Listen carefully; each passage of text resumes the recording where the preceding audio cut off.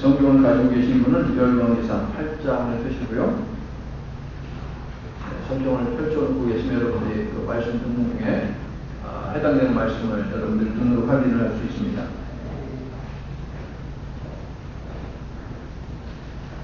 오늘 우리에게 주시는 하나님의 말씀은 열왕기상 8장 6절부터 11절에 있는 말씀입니다. 제사장들이 여호와의 언약궤를 자기의 처소로 메어드렸으니 곧 성전의 내소인 지성소 그룹들의 날개 아래라. 그룹들이 그 궤 처소 위에서 날개를 펴서 궤와 그 채를 덮었는데 채가 길므로 채 끝이 내소 앞 성소에서 보이나 밖에서는 보이지 아니하며 그 채는 오늘까지 그곳에 있으며 궤 안에는 두 돌판 외에 아무것도 없으니 이것은 이스라엘 자손이 애굽 땅에서 나온 후 여호와께서 저희와 언약을 맺으실 때에 모세가 호렙에서 그 안에 넣었던 것이라. 제사장이 성소에서 나올 때에 구름이 여호와의 성전에 가득하며 제사장이 그 구름으로 말미암아 능히 서서 섬기지 못하였으니 이는 여호와의 영광이 여호와의 성전에 가득함이었더라. 아멘. 네, 지난 금요일날 거대한 싱크홀이 플로리다에서 발생해서 집이 그냥 순식간에 그냥 땅속으로 꺼지는, 물속으로 툭 꺼져 들어가는 사건이 있었습니다. 다행히 집에 사는 사람들은 출근을 한 상태여서 아무도 죽지를 않았습니다. 다행히도. 섬터에 집들이 세워지는 것을 자주 보게 되는데요. 교회에서 저희 집으로 가는 길, 집에서 교회로 오는 길에 보면 헤리티지 베이라고 하는 집 하우스 단지가 있습니다. 그런데 거기를 매일 하루에 2번 이상 왔다 갔다 하면서 보면서 느끼는 것이 있어요. 야, 저런 날림 공사가 다 있나? 이런 생각을 해요. 그래서 그래도 한국에서 노가다를 주면서 집을 지어봤기 때문에 저렇게 심으면 안 될 것 같은데 라고 하는 그런 생각이 듭니다. 차요. 땅을요, 좀 대충 골아요. 그 다음에 거기에 빨간 흙을 갖다가 붓습니다. 그 다음에 큰 걸로 그냥 좀 단단하게 이제 그 흙을 밀립니다. 그리고 이제 사각 형태 혹은 뭐 직사각 형태로 나무를 갖다가 끝에 이렇게 싹 둘러요. 높이도 30cm도 되지를 않아요. 그렇게 딱 둘릅니다. 그리고 그 안에다가 시멘트하고 모래 이렇게 섞은 그 공굴이라고 그러죠. 그 콘크리트를 탁 부어요. 그리고 그게 이제 단단해질 때까지 기다립니다. 자, 기다린 다음에 뭐 합니까? 거기에 이제 나무로 집의 골격을 갖다가 막 잡아 놓습니다. 그 다음에 이제 골격이 이제 뭐 나무로 이렇게 되면은 합판을 갖다가 이렇게 다 붙여요. 합판이 붙여지면 이제 집의 모양이 나오죠. 그런데 내부에서는 내부 공사를 하고, 그 다음에 밖에서는 벽돌을 쌓거나, 아니면 뭐 사이딩, 뭐 이런 다른 걸로 이렇게 밖에다가 둘러주십니다. 그렇게 집이 완성이 돼요. 가만 보니까 날씨가 받쳐주면 3개월 정도면 집이 완성이 되는 것 같아요. 세상에 이런 날리는 공사가 어디 있을까? 라는 생각을 떨쳐버릴 수가 없어요. 고대 세계의 사람들이 만약에 솔로몬이 성전을 지었다라고 하는 이야기를 듣기만 하고 보지 못했다면 세상에 그런 대충 하는 공사가 어딨어? 라고 얘기했을 것이에요. 공사를 한다는 소식이 들린 지 얼마 지나지도 않았는데 성전이 완공이 됐대요. 7년 6개월 만에 성전을 지었거든요. 그런데 고대 세계에서 신들이 거하는 그 신전을 지을 때 수십 년씩 걸리거든요. 그러니까 7년 6개월은 아주 짧잖아요. 그렇다면 솔로몬이 지은 하나님의 성전은 대충 지은 날림 공사의 결과물일까요? 아니라면 어떻게 이렇게 빨리 지을 수 있었을까요? 하나님께서는 아주 구체적으로 성전 건축을 설계해 주셨습니다. 어떤 재료를 사용하실지도 미리 알려주시고 그 재료들까지 다 준비하게 도와주셨어요. 그래서 일이 착착착 진행될 수 있었던 것이죠. 사실 성전을 짓고 싶어 한 사람은 누구입니까? 솔로몬의 아버지 다윗입니다. 정말 짓기를 원했습니다. 그의 마음에는요, 하나님의 것에 대한 불타오름이 있었어요. 자, 블레셋과의 전쟁에서 하나님의 언약궤가, 저기에 있는 언약궤가, 저기 있는 뚜껑은 없습니다. 언약궤가 빼앗긴 바 되었어요. 그런데 하나님께서 능력을 보내셔서 블레셋에서부터 다시 이스라엘로 돌아오게 하죠. 그런데 아무도 하나님의 법궤에 대해서 관심을 갖지는 않습니다. 70년 동안 하나님의 법궤가 방치되어 왔어요. 그런데 오직 한 사람 하나님의 법궤에 대해서 관심을 가진 사람이 있었으니 다윗이에요.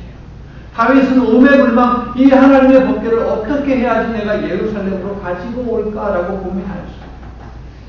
고민하고 준비하고 해서 하나님의 법궤를 예루살렘으로 가져오려고 했습니다. 그런데 성공했습니까? 실패했습니까? 첫 번째는 실패하고 말았습니다. 그 실패 속에서 한 사람의 생명이 그냥 떠나갔어요. 왜요? 잘못된 방법을 썼기 때문에. 신앙이 되었던, 인생이 되었던 중요한 것은 속도가 아니라 방향이다라고 그런 이야기를 하죠. 다윗은 잘못된 방향으로 갔습니다. 길이 아니면 가지 말아야 하는데 다윗이 선택한 길은 잘못된 길이었어요. 자, 당시 블레셋과 같은 주변에 있는 나라들은 신성한 것들을 옮길 때에 무슨 방법을 사용했느냐? 수레를 만들어서 그 수레 위에다 귀한 것을 올리고 그것을 실어 날랐습니다. 그것이 최고로 좋은 방법이었어요. 모든 나라들이 그렇게 합니다. 하지만 하나님의 방법은 그것이 아니었어요. 이것이 중요해요. 민수기 4장 15절 말씀을 보면 법궤를 운반할 때는 반드시 어깨에 매어야 되고 어깨에 맬 수 있는 사람들은 레위 지파 중에서 고핫 자손들만 할 수 있다라고 하나님께서 지극히 제한을 두셨습니다.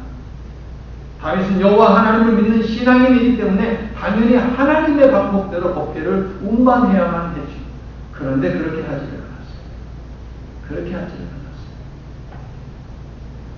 신앙인들에게 있어서 사랑하는 성도 여러분, 가장 좋은 방법이 무엇입니까? 가장 최선의 방법이 무엇입니까? 그것이 최고의 학자들에게서 나옵니까? 최고의 지혜가들에게서 나옵니까? 최선의 사람들에게서 나옵니까? 최상의 품질에서 나옵니까? 아닙니다. 최고로 좋은 방법은 하나님의 말씀에서 나옴을 믿습니다. 아무리 좋은 의도를 가지고 있다 할지라도 하나님이 아니야, 그거 아니야 라고 하면 아닌 거예요. 그렇죠? 하나님께서는 때때로 우리에게 우리가 가진 방법을 버리고 하나님의 말씀대로 온전히 순종하며 이행하기를 원하고 계세요. 그걸 기대하십니다. 그때 여러분 어떻게 하시겠습니까?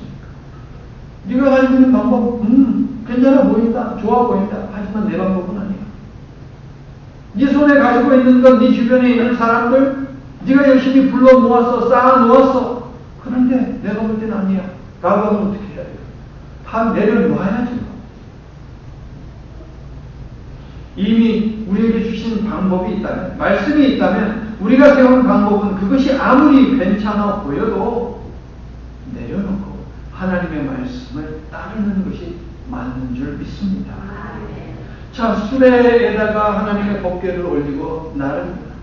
그런데요, 소들이 가다가 잘못 움직였어요. 그러니 수레가 흔들립니다. 그 위에 실려있는 법궤가 막 흔들거려요. 떨어질 것 같아요. 여러분 같으면 어떻게 하겠습니까? 아이고 하듯이 하면서 손을 그냥 저절로 내밀지 않겠습니까? 그냥 반사적으로. 정말 좋은 의도를 가지고 웃사라고 하는 사람이 그냥 손을 댔어요. 법궤에다가. 그 자리에서 그냥 죽었습니다. 하나님의 말씀은요, 때때로 이렇게 엄격합니다. 하지 말아야 하는 것을 하게 되면 하나님께서 이렇게 진노하실 때가 있어요. 사랑 많으신 그 하나님의 말이에요.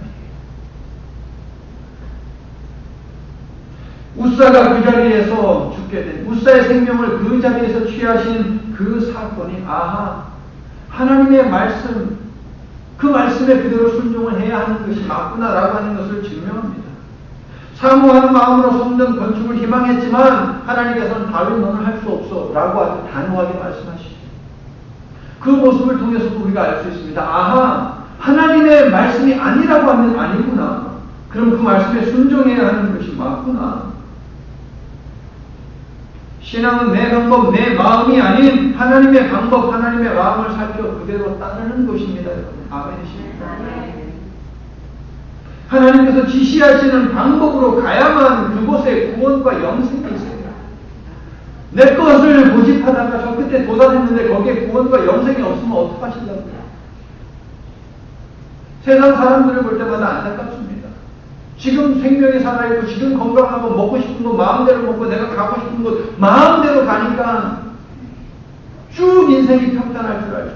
하지만 모든 사람들이 죽음의 순간에 임하게 되면 죽기 그 순간에 그 다음 세계를 만나게 돼요. 우리는 지금 몰라요. 믿지 않는 사람들은 몰라요. 그 세계가 있는지 없는지. 하지만 하나님을 믿지 않는 사람이라 할지라도 죽음의 순간이 딱 임박하면 그 순간만큼은 알게 돼요. 죽음이라고 하는 것이 어떤 것이, 그 나무에 무엇이 있는지. 그래서 두려워합니다. 그래서 죽은 사람들의 모습을 보세요. 두 가지입니다. 끔찍한 모습이 있고 평온한 모습이 있어요.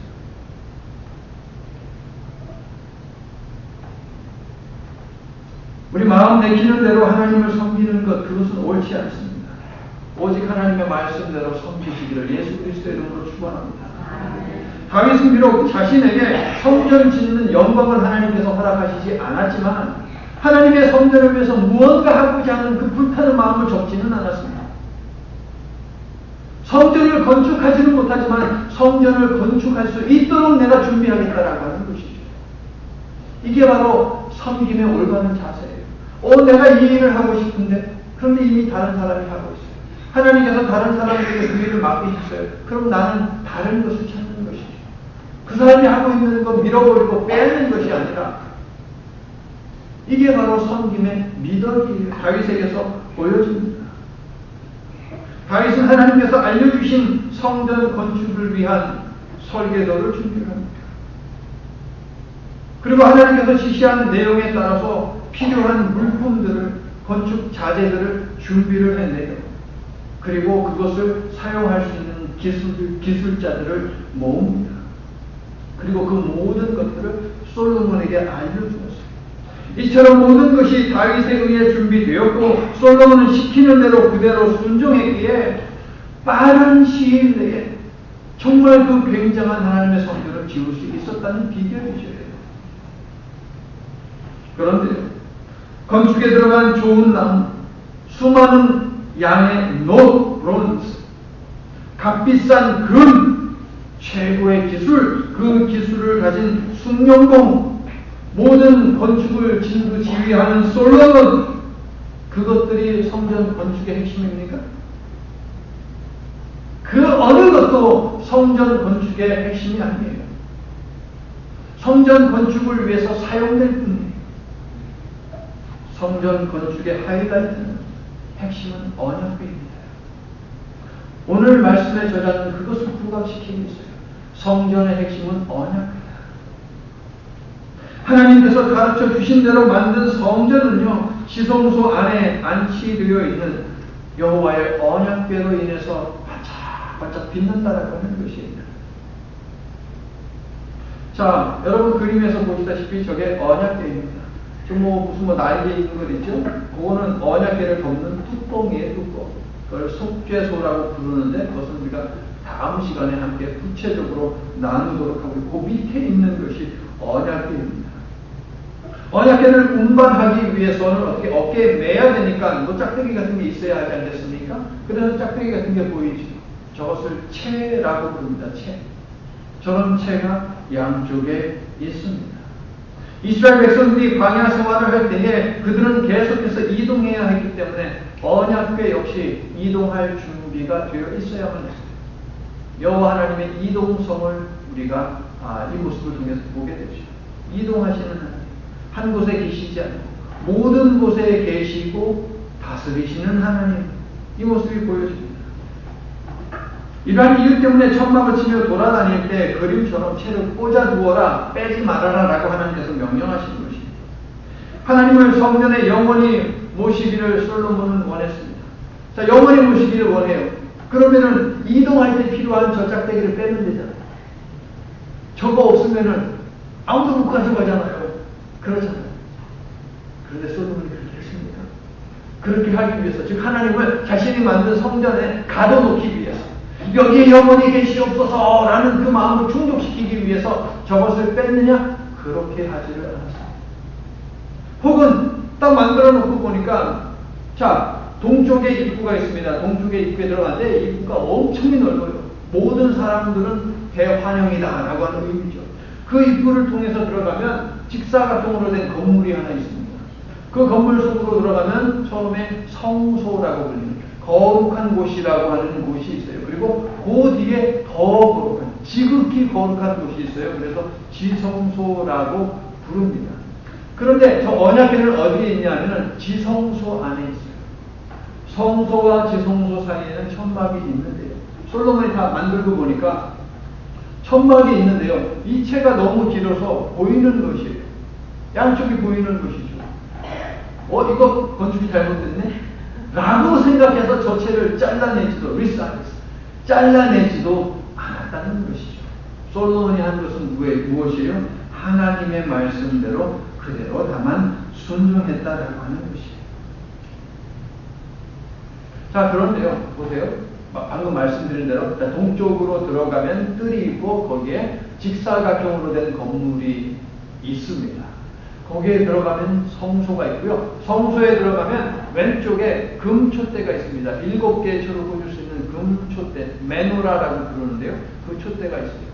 그리고 오른쪽에는 하나님께 드리려고 구운 떡을 갖다가 올려놓는 테이블이 준비가 되어 있어요. 거기에는 누가 들어가느냐? 제사장들이 들어갑니다.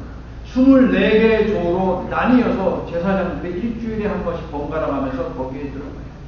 하나님의 성소 안에 있는 불은요, 결코 꺼져서는 안 돼요. 그래서 제사장들이 그 불을 계속해서 밝힙니다. 하나님께 올려드리는 이 떡은 일주일에 한 번씩 구워서 드립니다. 그리고 교체해야 되잖아요. 올드한 것, 지난 것은 제사장들이 그것을 먹게 되죠.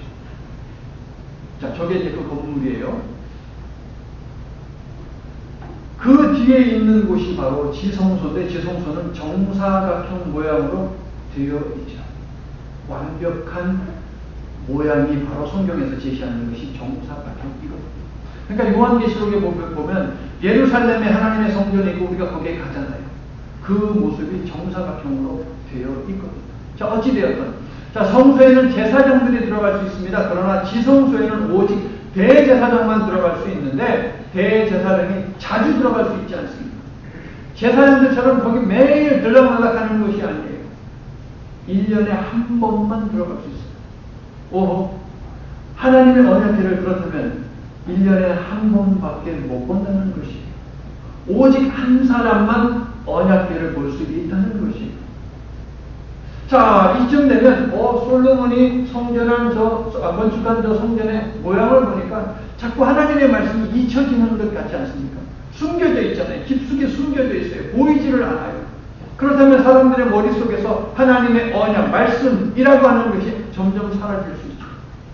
그런데 하나님께서 뭐가 보이게 하셨어요? 채가 보이게 하셨어요. 언약궤에 붙어있는, 언약궤를 나르는 운반하는 그 채가 보이게 하셨다. 성소를 드나드는 모든 제사장들은 채를 보게 됩니다. 하나님의 말씀이 비록 전체적으로 우리에게 보이지 않지만 분명히 그 말씀은 존재한다라고 하는 것이죠. 보이지 않는 하나님의 말씀이 우리의 삶을 다스리시고 우리 이스라엘 백성들을 보호하신다라고 하는 그 믿음이 생깁니다. 여호와 하나님의 보호하심을 받기 위해서는 그렇다면 우리가 무엇을 해야 할까? 저 언약궤 속에 담겨있는 그 하나님의 말씀에 순종해야 된다. 그래 부지런히 이스라엘 백성들을 하나님의 말씀으로 양육해야겠다라고 하는 결단을 하게 되죠. 저 채를 볼 때마다 제사장들은 여호와 하나님에 대한 두려운 마음, 경외하는 그 마음을 잃지 않을 수가 있어요. 그런데 일반 백성들이요. 자, 저 뜰에는 누구나 들어갈 수 있어요. 누구나 들어갈 수 있어요. 저 뜰에서 행해지는 것이 무엇입니까? 짐승을 잡습니다. 하나님께 바치는 희생 제물들을 죽입니다. 피를 흘립니다. 죄의 용서를 합니다. 매일같이 보는 거예요. 매일 하루에 여러 번 제사가 지내지는 것을 봅니다. 무슨 이야기냐면 어느덧 이스라엘 백성들에게 하나님의 말씀은 점점점 멀어지는데 저 앞에서 행해지는 의식이 자꾸 머릿속에 남아요. 말씀은 사라지고 언약은 사라지고 의식만 점점점 남다 보니까 신약시대에 어떤 사람들이 등장을 합니까? 율법주의에 매여있는 바리새인들과 같은 사람들이 존재하게 되는 것이죠. 많아지는 것이요. 하나님의 말씀 갖고 의식만 나가고 의식을 지켜야지, 절기를 지켜야지, 이런 것만 중요하게 여기는 것이죠.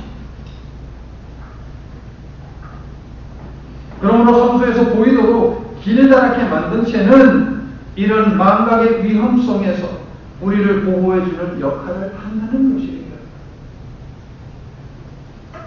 다성에 젖은 습관적으로 드리는 의식, 이것이 중요한 것이 아니라 보이지 않지만 분명히 보이는 그 하나님의 말씀을 기억하고 그 말씀대로 준행하며 사는 것이 중요하다라고 하는 것을 오늘 본문의 이 저자는 우리들에게, 이스라엘 백성들에게 알려주고 있다는 것이에요. 제사장들은 성도를 들락날락하면서 언약궤에 연결된 막대기를 보면서, 저체를 보면서 하나님에 대한 경외심을 갖고 백성들을 지도하였더라라고 하는 것이에요. 여호와는 나의 목자시니 내가 부족함이 없으리라.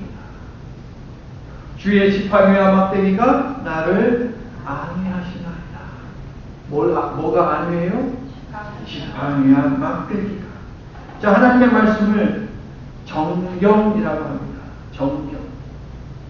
하도 이단들이 이상한 책들을 내다 보니까 어느 것이 진정한 하나님의 말씀이냐라고 구분하고 분류하고 해서 만들어진 이 성경.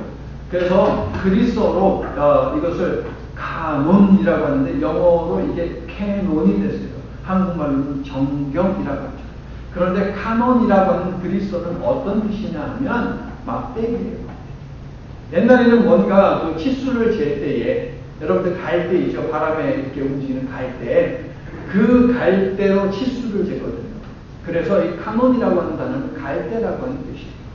그리고 이 측정하는 막대기, 이것을 의미를 합니다. 무슨 말입니까? 우리 인생이 집중해야 하고 따라야 하는 잣대는 바로 하나님의 말씀이라는 것이죠. 아멘. 목자들은 맹수로부터 양을 지키기 위해서, 위험에 처한 양을 구하기 위해서, 그릇된 길로 가는 양을 바로 잡기 위해서 지팡이와 막대기를 가지고 다녔습니다. 하나님의 말씀이 바로 그러한 역할을 하기에 우리는 하나님의 말씀을 항상 가까이 하고 그 말씀대로 준행해야 함을 사랑하는 성도 여러분 기억하시길 바랍니다. 본문에서 보는 바와 같이 축복을 사모한 솔로몬은 하나님의 명령을 어기지 않고 언약궤의 채를 그대로 꽂아둔 채로 지성소에 안치시켰습니다. 바꾸지 않았어요. 그대로 두었습니다. 그러므로 여러분도 하나님의 축복을 사모한다면 하나님의 말씀을 마음대로 바꾸려고 하지 말고 온전히 지켜나가시기를 예수 그리스도의 이름으로 축원합니다. 사실 좀 언약궤에 대해서 말씀드릴게요. 세상에는 여러 모형의 교회들이 존재를 합니다. 나무로 지은 교회가 있습니다. 벽돌로 쌓은 교회도 있습니다. 철제로 만든 교회도 있습니다. 대리석을 갖다가 만든 교회도 있습니다. 심지어 비닐하우스로 된 교회도 있습니다. 하지만 아무리 좋고 많은 것들을 쏟아부어 만들었다 할지라도 그것이 건물일지 성전일지 누가 결정하세요? 하나님이 결정하신다는 것이죠. 아무리 수십억, 수백억의 돈을 갖다가 쏟아부어서 만든 건물이다 할지라도 하나님이 아니라면 그건 교회가 아니고 그냥 건물이에요. 잘 지어진. 사람들이 박수를 보내고 칭찬한다 할지라도 하나님께서 하나님을 예배하기 위해서 모인 그곳을 하나님이 건물이라고 부른다면 얼마나 불쌍합니까? 자, 우리 성도 한미 장로 교회입니까? 성도 한미 장로 건물입니까? 할렐루야. 교회지. 금은 보화로 만든 교회라 할지라도 그냥 건물에 지나지 않을 수 있고, 비닐을 쳐서 간신히 비와 눈을 피할 공간이라 할지라도 소중한 교회가 될 수 있습니다. 솔로몬이 비록 아버지 다윗이 알려준 하나님의 방법대로 그대로 만들었다 할지라도 하나님께서 마음을 먹으셔서 비로소 성전이 될 수 있었다는 것입니다. 솔로몬은 이 사실을 알고 있기에 성전을 지으면서 많은 기도를 하며 마음을 졸였습니다. 스스로를 살폈어요. 신약시대에 와서 하나님의 백성들이 곧 교회이잖아요. 그러므로 내가 비록 돈이 좀 없어요. 내가 비록 건강이 좀 약해요. 내가 비록 인물이 뭐 출중하지를 못해요.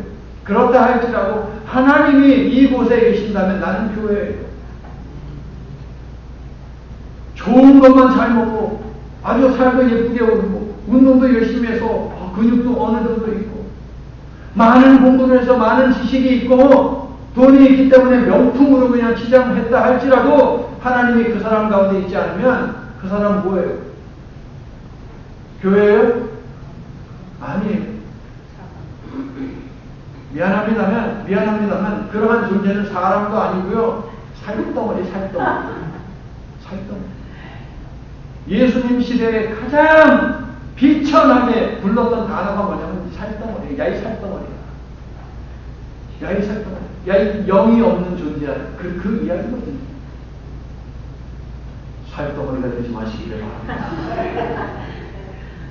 교회가 되야지. 얼마나 소중한 존재입니까? 솔로몬은 스스로가 먼저 교회가 되기 위해서 몸부림치며 애쓰며 하나님의 성전을 하나 세세히 지어 나갔어요. 오늘 본문에 기록되어 있는 언약궤를 옮기는 일을 할 때에는 아버지 다윗이 한번 실패했기 때문에 더더욱 긴장의 끈을 놓치지 않습니다. 하나님의 임재와 공영을 상징하는 언약궤가 드디어 지성소에 잘 안치되었어요. 휴 했을 것이에요. 아무도 안 죽었어요. 아버지 때 한 사람 죽었잖아요. 그냥 무사히 목마릅니다. 휴 했을 것이다. 오늘 보면 10절과 11절을 보니 하나님의 영광이 솔로몬이 지은 성전에 가득하다. 하나님께서 성전을 받으신 것이죠. 성공적으로 성전 건축을 마친 것이에요. 자, 이 이야기는 제가 이제 말씀을 마치면서 더 하기로 하고요. 성경의 비결을, 성공의 비결을 계속해서 살펴보면 이렇습니다. 자, 8장을 자세히 읽어보면 솔로몬은 성전을 하나님께 드리면서 출애굽 백성들에게 하셨던 언약을 아버지 다윗에게 주셨던 그 언약을 하나님께 지속적으로 리마인드, 그냥 기억시켜드리고 있어요. 기억시켜드리고. 애들한테 뭔가 약속을 하면 애들 어떻게 하는지 아세요? 자, 예를 들어서 자, 다음 주 토요일 날 우리 워터파크에 가자 라고 이야기했다고 봅시다. 애들이 다음 날 됐습니다. 아빠, 워터파크 토요일 날 가는 거 기억하시죠? 월요일 됐습니다. 아빠, 워터파크 토요일 날 간다고 한 약속 기억하시죠? 계속 얘기해요. 자, 딸내미한테 뭔가 하나 사주겠다고 엄마가 약속을 했습니다. 자, 이달 공급 받으면 엄마가 사줄게. 그때부터 딸내미를 손가락으로 어느 날 공급 날짜를 기다려서 엄마, 나 예쁜 가방 하나 사준다고 하는 거 기억하시지요? 8월 1일 날 계속 이야기해서 솔로몬이 지금 그거 하고 있는 거예요. 솔로몬. 하나님 기억하시죠? 언약 기억하시죠? 약속 기억하시죠? 막 그러는 것이. 성전을 짓는 내내 그리고 성전을 다 지은 후에도 솔로몬은 하나님께 물었습니다. 하나님, 우리 조상들과 언약한 것 기억하시지요? 그 언약이 담긴 이 언약궤를 하나님의 명령대로 지성소에 넣었사오니 여호와 하나님의 이름을 이곳에 두시겠다고 한 그 약속을 지켜주세요. 집요하게 하나님을 붙들고 조르는 솔로몬의 방법을 한마디로 이야기하면 약속했잖아요. 제가 설교 준비하는 걸 주나가 딱 보면서 이렇게 이야기합니다. 약속했잖아. 솔로몬이 그 이야기를 하는 거예요. 약속했잖아요.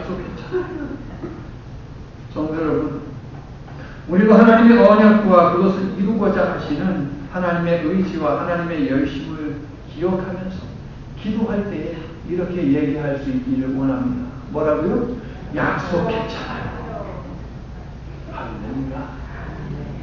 자, 성전 공사의 하이라이트는 언약궤라고 했습니다. 도대체 이 언약궤 안에 뭐가 들어있길래 언약궤가 성전 건축의 하이라이트입니다.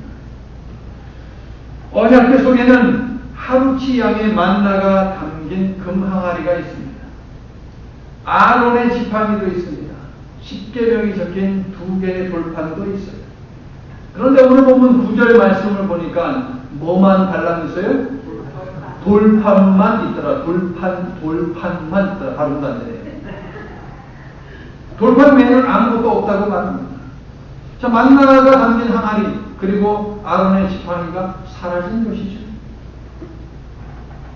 어디 갔을까요? 어디 갔을까요? 누가 훔쳐갔을까요?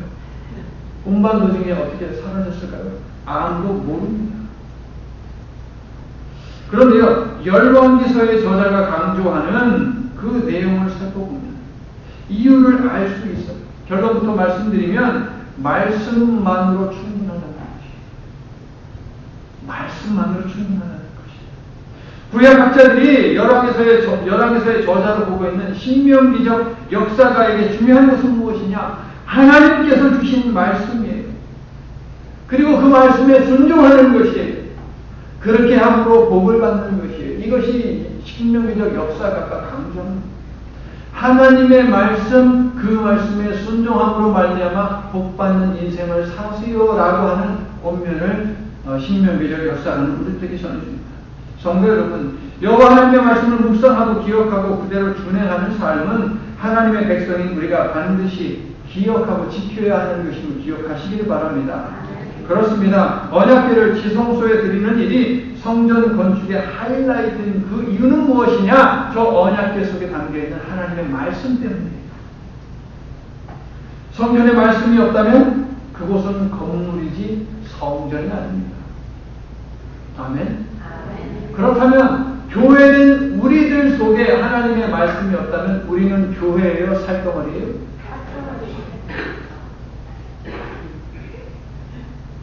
쟤는 지금 전부 다 교회밖에 안 보여요. 여러분 속에 하나님의 말씀이 있는 줄 믿습니다. 웃는 분들은 왜요? 없어서 그래요? 성도 여러분, 여호와 하나님의 말씀이 성전의 중심이 되어야 됩니다. 말씀. 무엇을 하든 하나님의 말씀이 중심에 있어야 돼요. 그것이 신앙 공동체가 복받는 유일하고도 핵심적인 일입니다. 만나와 지팡이는요, 하나님이 베푸신 기적적인 사건을 증거하는 증거품에 지나지 않아요. 증거품들은 영원합니까? 영원하지 않습니까? 영원하지 않습니다. 영원하지 않습니다. 반드시 사라집니다. 세월이 지나면 썩어요. 없어집니다. 그러나 우리는 신앙생활을 하면서 말씀보다는 만나와 지팡이에 더 집중하는 경향이 있어요. 그죠? 만나와 지팡이는 우리의 세속적 기대를 함축하고 있습니다. 모든 인생은 먹는 문제 때문에 씨름합니다. 그렇죠. 먹고 싶은데 먹을 게 없어요. 그래서 불행합니다. 입맛이 없어서 먹지를 못합니다. 건강에 이상이 있는 것이죠. 함께 먹을 사람이 없어서 먹지를 못해요. 정신적인 고독이 찾아오는 것이죠. 음식이 맛이 없어서 먹지를 못해요. 이건 배부른 소리죠. 이처럼 경제적 문제, 질병의 문제, 관계의 문제가 만나에 담겨 있습니다. 지팡이는 그렇다면 무엇입니까? 보호하는 힘을 상징합니다. 그 힘은 권력일 수도, 명예일 수도, 지식일 수도, 말 잘하는 달변일 수도, 심지어 주목일 수도 있어요. 우리 같은 이민자들에게는 시민권이라고 하는 것이 힘이 될 수도 있겠죠. 각자 가진 사정에 따라 추구하는 것이 다릅니다. 그러나 성도요, 지금 쭉 열거한 것들이 영원합니까? 권력이 영원해요? 명예가 영원해요? 지식이 영원합니까? 아닙니다. 모두 일시적입니다. 사라지는 것들이에요. 하지만 이 세상을 만드시고 이 세상을 다스리시는 여호와 하나님은 영원하며, 여호와 하나님이 영원하기 때문에 하나님께서 하신 말씀은 영원하며, 하나님의 말씀이 영원하기 때문에 하나님을 믿고 이 말씀을 믿는 하나님의 성도들이 영원함을 믿습니다. 푸른 맛 마르고 꽃은 시드나 우리 하나님의 말씀은 영원히 서리라. 이사야를 비롯한 몇몇 믿음의 백성들이 바벨론에 끌려가 포로로 살면서도 주눅들지 않고 당당하며 절망하지 않고 희망한 그 이유는 무엇이냐? 축복을 언약하신 하나님의 말씀이 영원하다는 사실을 믿었기 때문이에요. 이사야서 40장 8절에 있는 말씀 제가 방금 읽었죠. 그 이사야가 그 시대를 살았습니다. 베드로전서는 이사야의 가르침을 기억하면서 하나님의 말씀은 살아있고 영원하다고 강조하는데, 베드로 공동체 역시 로마의 식민지 백성으로 살아가면서 영원하신 하나님과 그분의 영원한 언약을 붙든 것입니다. 우리가 비록 식민지 백성으로 노예로 살고 있지만 하나님의 약속은 영원하기 때문에 우리가 이 식민지 생활에서 벗어나서 하나님의 백성으로 당당히 하나님의 나라에서 살게 되는 날이 올 것이다. 할렐루야. 믿음으로 견뎠습니다. 그리고 그 날이 왔죠. 그렇습니다. 성전의 핵심은 언약의 말씀입니다. 이 말씀은 영원하게 언약궤 안에 있는 말씀만 있으면 됩니다. 그럼으로써 없어지는 것이 아닌 영원하신 하나님 말씀만을 바라보고 간직하는 하나님의 백성들이 다 될 수 있기를 예수 그리스도의 이름으로 축원합니다. 이제 말씀을 마칩니다. 하나님의 말씀이 성전의 핵심이다라고 하는 이 사실, 이것이 사실이다라고 하는 것과 하나님께서 솔로몬이 바친 성전을 받으셨다라고 하는 이 증거는요, 언약궤가 지성소에 들어가 안치된 후에 벌어진 일을 통해서 확실히 알 수 있습니다. 10절과 11절 말씀이에요. 제사장들이 성소에서 나올 때에 구름이 여호와의 전에 가득하매 제사장들이 그 구름으로 인하여 능히 서서 섬기지 못하였으니 이는 여호와의 영광이 여호와의 전에 가득함이었더라. 약 500년 전 광야에서 있었던 놀랍고도 두려운 사건이 재현되었어요. 500년. 시계를 거꾸로 돌려 500년 전으로 돌아가면 모세가 시내산에 서 있습니다. 하나님을 만나기 위해서 만남의 천막, 회막이라고 하죠. 만남의 천막 속에 모세가 들어가 있어요. 그때 빽빽한 구름이 모세가 하나님을 만나고 있는 산골 그리고 텐트, 천막 위를 덮었습니다. 이것을 쉐키나 글로리, 영광의 구름이라고 부릅니다. 감히 인간이 범접할 수 없는, 감당할 수 없는 하나님께서 인간을 찾아오신 증거가 무엇이냐? 바로 빽빽한 구름이에요. 그래서 제가 찬양하기에 앞서서 이 성전을 덮고 있는 구름, 이것이 바로 하나님께서 오늘 우리들에게 들려주시려고 하는 말씀이군요 라고 오프닝 기도를 그렇게 한 것이에요. 하나님의 영광이 임했다 라고 오늘 성경은 구름을 그렇게 해석을 하고 있습니다. 그런데 이스라엘의 불순종으로 하나님의 영광이 이스라엘에서 떠나갑니다. 500년간 하나님의 말씀에 불순종했더니 그 영광의 구름이 떠나갔어요. 하나님의 영광의 구름은 모세 시대 이후로 500년간 나타나지 않았습니다. 그러므로 언약궤가 안치된 후 성전에 임한 영광의 구름은 하나님의 영광의 회복으로 이룰 수 있습니다. 뭐라고요? 하나님의 영광이 회복되었다. 말씀을 중심에 모시기로 온 백성이 결단하니 그동안의 불순종과 반역의 역사를 잊으시고 용서하시고 하나님의 영광을 회복시켜 주신 것입니다. 할렐루야. 사랑하는 성도 여러분, 하나님의 영광이 회복되는 삶을 희망하십니까? 영원한 하나님의 말씀을 여러분의 잣대로 삼고 중심에 모셔 말씀대로 준행하며 사는 삶을 위해 결단하는 오늘 말씀이 될 수 있기를 축원합니다. 다른 방법은 없습니다. 솔라 스크립처라, 오직 성경 말씀입니다. 기록된 말씀을 묵상하면서 당당히 하나님께 요구하십시오. 여러분, 약속하셨잖아요. 언약을 붙들며 살기로 결단하는 여러분과 여러분의 가정에 여호와의 영광이 빽빽히 채워지기를 우리 주 예수 그리스도의 이름으로 축원합니다. 하나님 고맙습니다. 오늘도 저희들에게 생명의 말씀을 주셔서 감사합니다. 이 말씀 의지하여 이제 우리의 삶 속에, 심령 속에, 생각 속에, 감정 속에, 우리의 전 삶 속에 오직 하나님의 말씀을 담고 살기를 원합니다. 성령여 이렇게 결단하며 아멘하는 하나님의 백성들 위해 함께하여 주셔서 변치 아니하여 주시옵소서. 변하지 않는 하나님처럼, 변하지 않는 하나님의 말씀처럼 우리도 변하지 않고 하나님의 말씀을 중심에 삼고 그 말씀을 온전히 준행하며 살아가는 복된 인생 살게 하여 주시옵소서. 예수님 이름으로 기도드립니다. 아멘.